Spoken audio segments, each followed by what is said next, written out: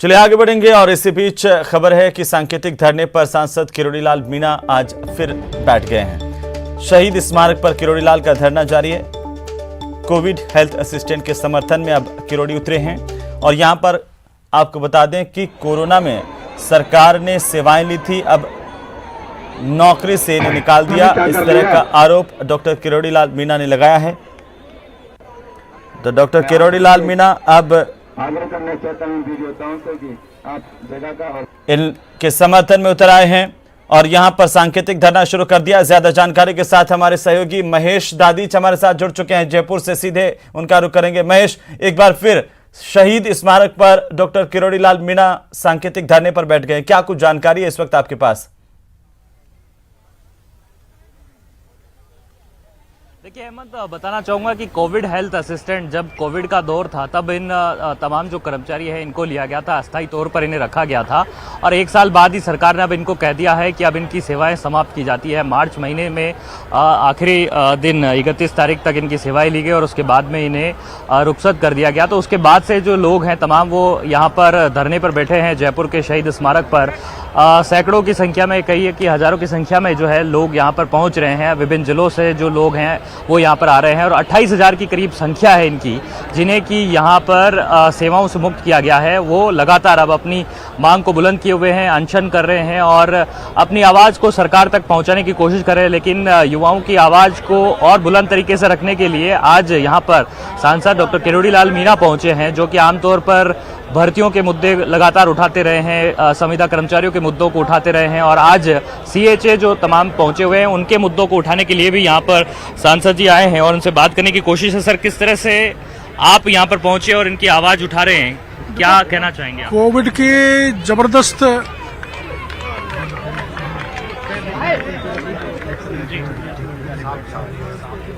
Covid का जब भयंकर प्रकोप था प्रदेश में, उस समय इन्होंने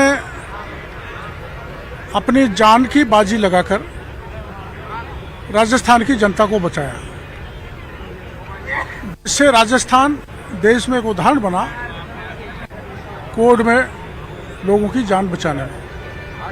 ऐसे ही 28,000 लोग हैं जिन्होंने अपना सर्वस्व लगाकर पूरे कोविड कार्यकाल में समय काम किया और इनको एक ही झटके में सरकार ने हटा दिया, पदमुक्त कर दिया।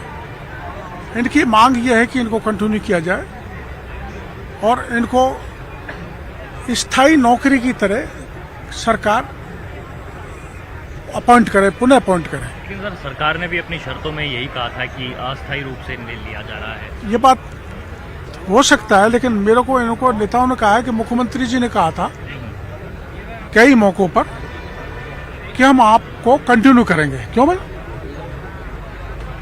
और माना उन्होंने कोई शर्तों के साथ लिया है तो राजस्थान की हेल्थ सर्विसेज बड़ी चरमराई हुई है। ऐसे में 28,000 लोगों को अगर सरकार, ये सारे एक्सपीरियंस्ड हैं, ये नौकरी दे दे तो हेल्थ सर्विसेज इंप्रूव होंगी, स्ट्रेंथन होंगी, मजबूत होंगी, लोगों को अच्छी हेल्थ सर्विसेज मिल सकेंगी। इसलिए इनकी मांग बहुत ही वाजिब है और मैं इनकी मांग के संबंध में ही यहाँ सांकेतिक धरने पर बैठा हूँ इनके समर्थन में। सर, अभी भी कोविड के जो मामले हैं दुनिया भर में वो कम नहीं हुए हैं और कभी भी आशंका है कि इस तरह की लहरें वापस आ जाए, तो ऐसे में ज़रूरी है कि अभी हेल्थ सिस्टम में कोविड हेल्थ असिस्टेंट होने चाहिए। बिल्कुल होने चाहिए। मतलब कोविड हेल्थ असिस्टेंट कोरोना कब आ जाए, इनको स्थायी रूप से CHA का पद नाम सरकार को दे देना चाहिए और इनको इस सर्विस में लगा देना चाहिए। इनकी आवाज उठाने के लिए यहाँ पर आप कब तक रुकेंगे और क्या क्या मुख्यमंत्री जी तक इनकी बात ले जाएंगे? आज तो केवल एक दिन का सांकेतिक धरना है, ये जब भी कहेंगे, जब मैं इनके लिए तैयार मिलूंगा। इनकी आवाज को सरकार तक पहुँचाएंगे? बिल्कुल सरकार तक पहुँचाएंगे। तो सांसद किरोड़ी लाल मीणा सरकार तक आवाज पहुँचाने की बात कर रहे हैं। जो CHA हैं उनसे बात करने की कोशिश। आप CHA हैं? जी सर। कहाँ से आए आप? सर, मैं देवली ब्लॉक से आया हूँ। देवली से आए हैं। अच्छा, किस तरह से सरकार ने अभी आपको ये बोला कि अब आपकी सेवाएं समाप्त की जाती है और उसके बाद में अब क्या विकल्प आपके पास रह गया है? सर, हमारे पास एक ही विकल्प है, वो है हमारे संविदा कैडर में हमको शामिल किया जाए और हमारे ड्यूटी परमानेंट एक्सटेंशन बढ़ाया जाए। हमारी यही दो मांग है बस। क्या डिमांड कर रहे हैं आप लोग? सर संविदा कैडर 2022 में शामिल करने के लिए तथा हमारी नियुक्ति दोबारा बहाल किया जाए। नियुक्ति बहाल करने की मांग है आपकी। हाँ, कुछ महिलाएं हैं यहाँ पर जो दूर दराज इलाके से आई है और इस गर्मी के माहौल में यहाँ पर बैठी हुई है, उनसे बात करने की कोशिश है। कहाँ से आए आप? उधर देखिए। सवाई माधोपुर डिस्ट्रिक्ट चौथा बरवाड़ा से आई हूँ मैं। 31 तारीख को अचानक रात को हमारे पास लेटर आता है कि हमारी सेवाएं समाप्त कर दी जाती है। तो हमने कोरोना में घर घर जाकर कीचड़ पे ऊंट पे बैठकर खेतों में जाके सब जगह काम किया है। तो अशोक गहलोत जी से यही कहना चाहते हैं कि हमें 2022 संविदा कैडर में शामिल किया जाए और अनिश्चित काल के लिए हमें एक्सटेंशन दे दिया जाए, क्योंकि हमने बहुत ज़्यादा मेहनत करी है। जिस वक्त लोग घरों से निकलने से डरते थे उस वक्त हम लोगों ने घर घर जाकर काम किया है। 28,000 CHA नहीं, 28,000 CHA के परिवारों का मामला है, उनके चूल्हे का, उनकी घर रोजी रोटी का मामला है ये। तो प्लीज़ हमें संविदा कैडर में शामिल किया जाए और हम इन मांगों को पूरा किया जाए। क्या कोई वादा किया गया था सरकार की तरफ से? आप लोग को कोई बोला गया था? हाँ, हमसे वादा किया गया था। हमारे चिकित्सा मंत्री जी प्रसादी लाल मीणा ने कहा था कि सब सेंटर पर सभी CHA को नियुक्ति दी जाएगी, लेकिन उस बात से पलट दिया गया है और हमें कोई भी हमारी मांग पूरी नहीं की गई है। आगे क्या रुख अख्तियार करने वाले आप लोग? जब तक हमारी मांगे पूरी नहीं होगी, जब तक हमारी यहीं बैठे मांगें रहेंगे। पूरी नहीं होंगी तब तक ये आंदोलन चलेगा और लगातार चलता ही रहेगा। हम नहीं। तो चलिए, बहुत बहुत शुक्रिया महेश तमाम जानकारी के लिए। अगली खबर का हम रुख करेंगे और इसी बीच राजधानी जयपुर से खबर है, जहां पर जयपुर में बेखौफ रेत माफिया नजर आ रहा है। युवक को ट्रैक्टर से कुचलने की वारदात सामने आई है। आपको बता दें कि युवक की देर रात मौत हो गई। गुस्साए लोगों ने करधनी थाने पर धरना दिया है और विरोध प्रदर्शन कर रहे हैं। साथ ही विरोध कर रहे लोगों और पुलिस के बीच में तकरार होने की जानकारी है। लोगों ने पुलिस पर अपराधियों को बचाने के आरोप लगाए हैं। करधनी इलाके में सरना डूंगर की घटना बताई जा रही है। तस्वीरें आपकी टीवी स्क्रीन पर। तो रेत माफिया बेखौफ नजर आ रहा है और इसी का अंजाम यह है कि एक युवक की जान ले ली और इसके बाद लोगों की तरफ से प्रदर्शन किया गया है। पुलिस और प्रदर्शनकारियों के बीच में नोकझोंक भी हुई है। प्रदर्शनकारियों का आरोप है कि अपराधियों को बचाने की कोशिश की गई है। और इसी बीच ज्यादा जानकारी के साथ हमारे संवाददाता विष्णु शर्मा हमारे साथ जुड़ रहे हैं। सीधे हम विष्णु का रुख करेंगे। विष्णु, क्या है आखिरकार पूरा मामला? अभी क्या कुछ अपडेट है इसे लेकर? देखिए, जो पूरा मामला है ये करधनी थाना इलाके में सरना डूंगर का है। यहाँ पर कुछ खनन का जो है काम चलता है और वहीं पर जो बजरी माफिया, रेत माफिया जो है वो लगातार आवासीय कॉलोनी से जो है ट्रैक्टर्स को लेकर निकलते हैं। इसी का विरोध जो थे स्थानीय लोग कर रहे थे कि आप जो है इन कॉलोनियों में से लगातार तेज़ स्पीड में इन गाड़ियों को भगाते हैं, जिससे हमारी जान माल को खतरा हो सकता है। यह घटनाक्रम जो है वो कल रात का है, जहाँ पर सुरेश चौधरी, उनके जो परिवार के जो लोग थे, वे इन माफिया का जो है विरोध कर रहे थे। और कल रात को जब उसको पकड़ने की कोशिश की ट्रैक्टर चालक को, तब ट्रैक्टर चालक जो है उन्होंने एक जो सुरेश चौधरी नाम के जो व्यक्ति थे उनको कुचल दिया। और उसके बाद जब सुरेश के जो भाई है कानाराम, जो कि उन्होंने स्कूटी से उसका पीछा किया, तो ट्रैक्टर चालक ने जो है उनको भी कुचला और उनको टक्कर मारते हुए भाग निकले। हमारे साथ जो है इस समय सुरेश चौधरी के जो भाई कानाराम है वे खुद मौजूद है, जिन्होंने इस अपनी स्कूटी से ट्रैक्टर चालक का पीछा किया था और हम उनसे बातचीत भी करेंगे। जी, उनसे पूछे कि आखिरकार क्या उनका इस पूरे मामले को लेकर के कहना है और उन लोगों के अब जो प्रदर्शन कर रहे हैं इस पूरे मामले में, उनकी मांग क्या है?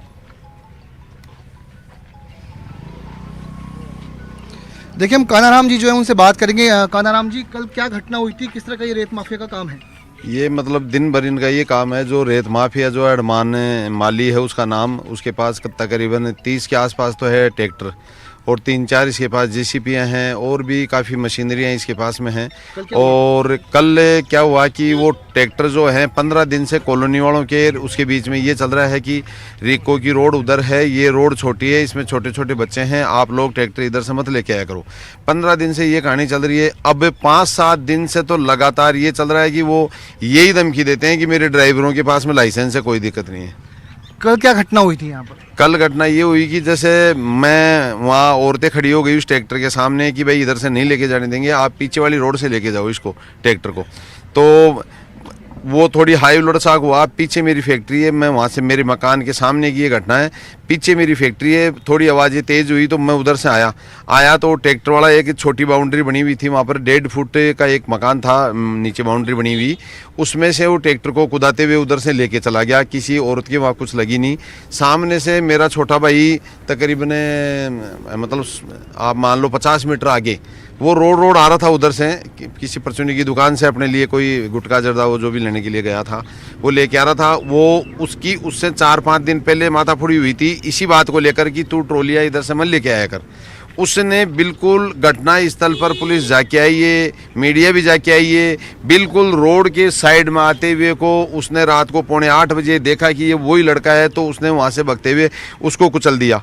जब मुझे ये मालूम नहीं कि सामने से मेरा छोटा भाई आ रहा है और उसको ट्रैक्टर कुचल गया, वहाँ कॉलोनी वाले भीड़ तो हो ही रही थी, औरतें आरते रो ट्रैक्टर को रोक रही थी, तो मेरे को वहाँ पर पता पड़ा कि वहाँ किसी के लग गई, जोर जोर से चिल्लाए लग गई। मैं घर के बाहर स्कूटी खड़ी हुई थी, वो स्कूटी लेकर उसका पीछा किया मैंने, तो उसने पहले तो मुझे साइड दी नहीं, आगे जैसे ही रास्ता थोड़ा ठीक आया मैंने उससे साइड ली।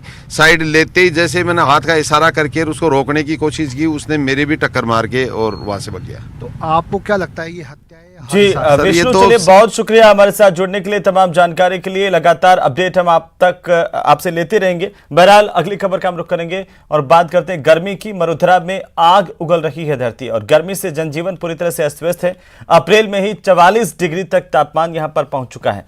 पिछले 2 दिनों में श्रीगंगानगर सबसे गर्म रहा है और लोग गर्मी से निजात पाने के लिए तरह तरह के जतन करते देखे जा सकते हैं, खासतौर पर पेय पदार्थों का सहारा लेते हुए।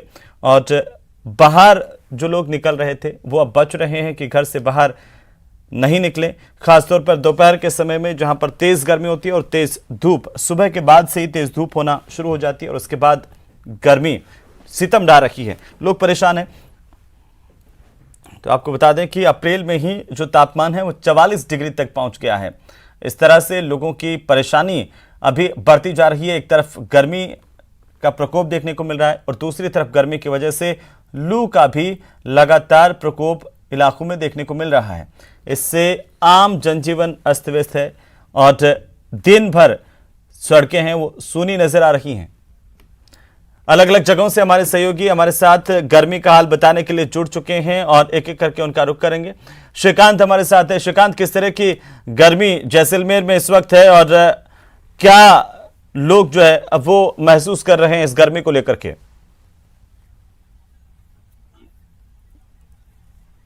जी, मैं आपको बता दूं कि भीषण गर्मी का दौर लगातार जारी है और सूर्य देवता है कि लगातार अपने तेवर दिखा रहे हैं। तो सड़कों पर देखिए वाहन जो है वो कॉर्नर पर लगा के रखे गए हैं, भीड़ जो है वो ना के बराबर है।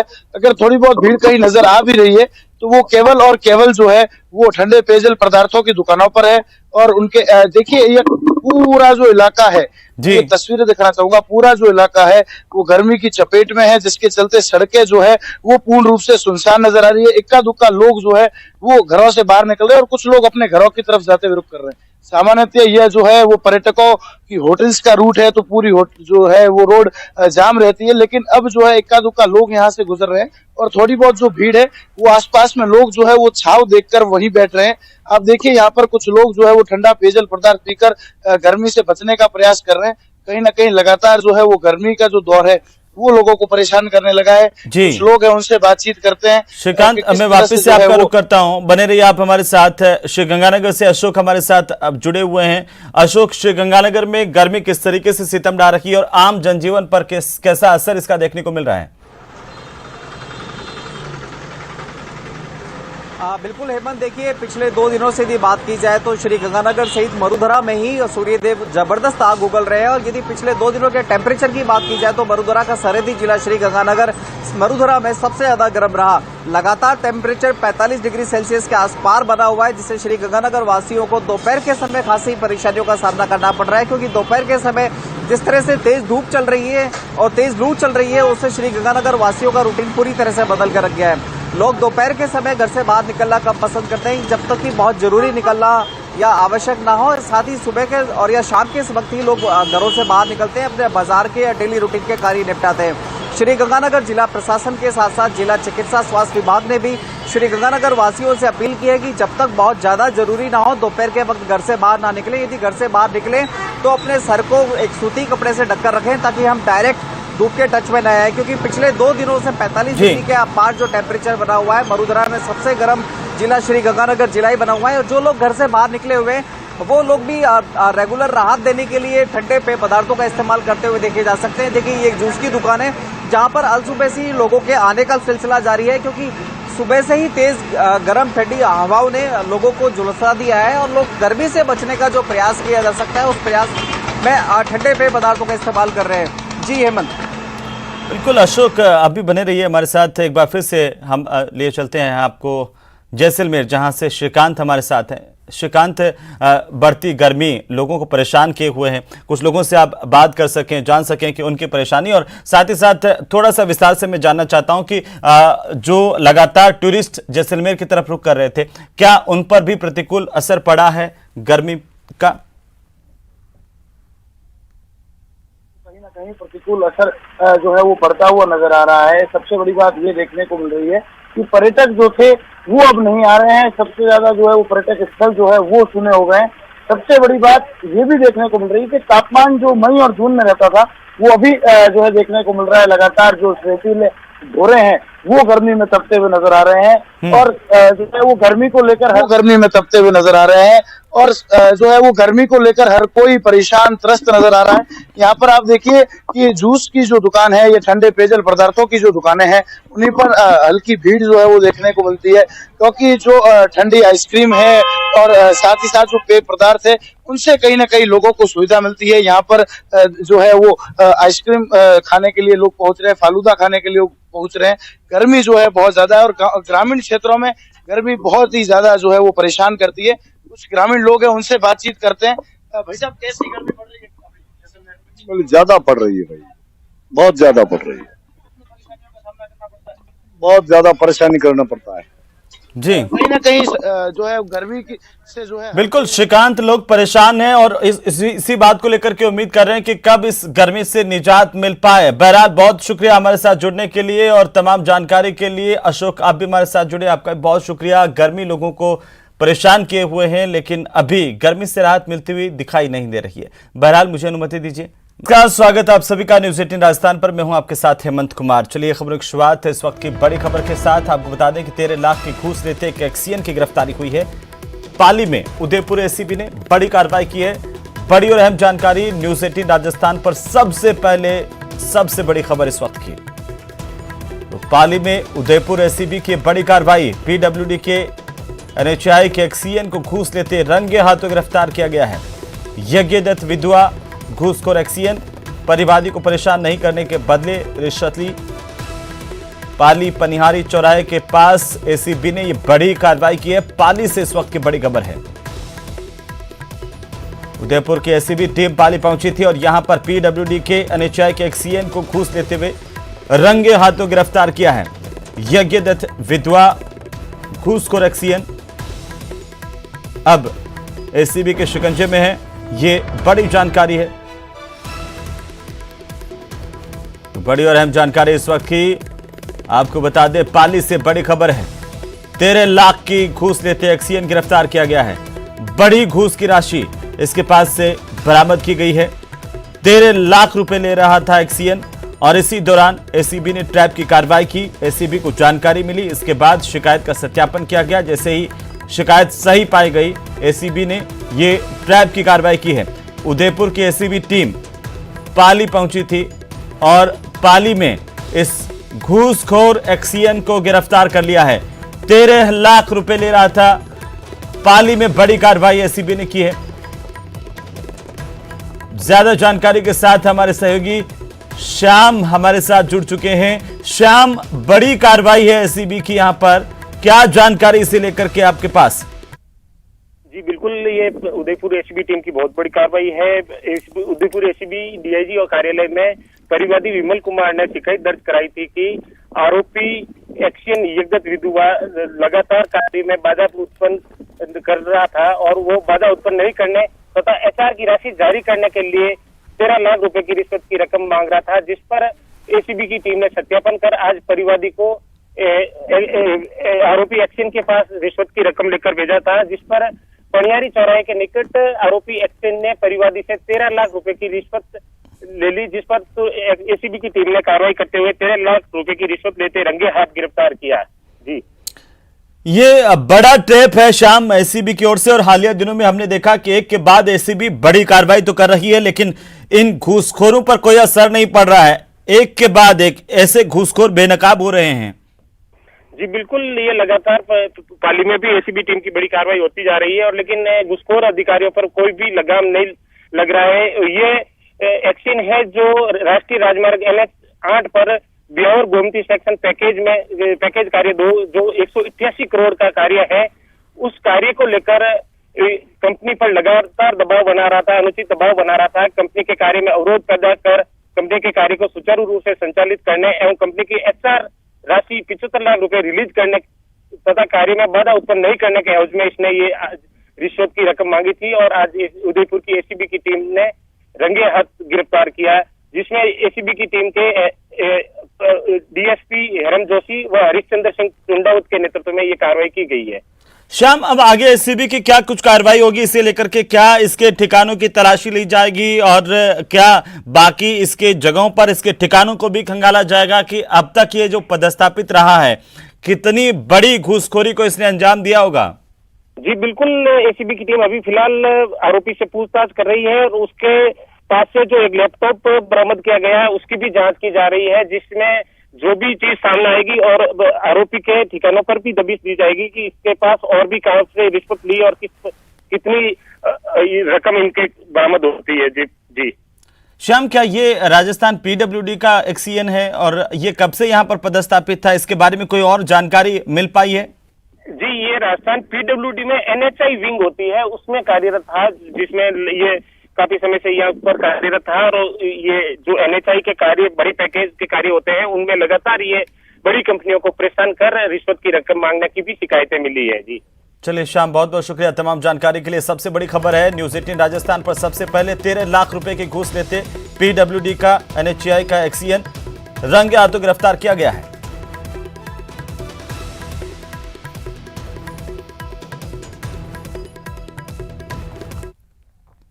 तो चलिए आगे बढ़ेंगे और इसी बीच एक और बड़ी जानकारी सामने आ रही है। वसुंधरा राजे का आज करौली का दौरा है। यहां पर हिंसा में घायल अमित शर्मा के घर पहुंची हैं वसुंधरा राजे ने पीड़ित परिजनों से मुलाकात की, परिजनों से मुलाकात कर कुशल क्षेम पूछी है। बड़ी जानकारी हम आपको बता दें, पूर्व CM वसुंधरा राजे करौली के दौरे पर हैं।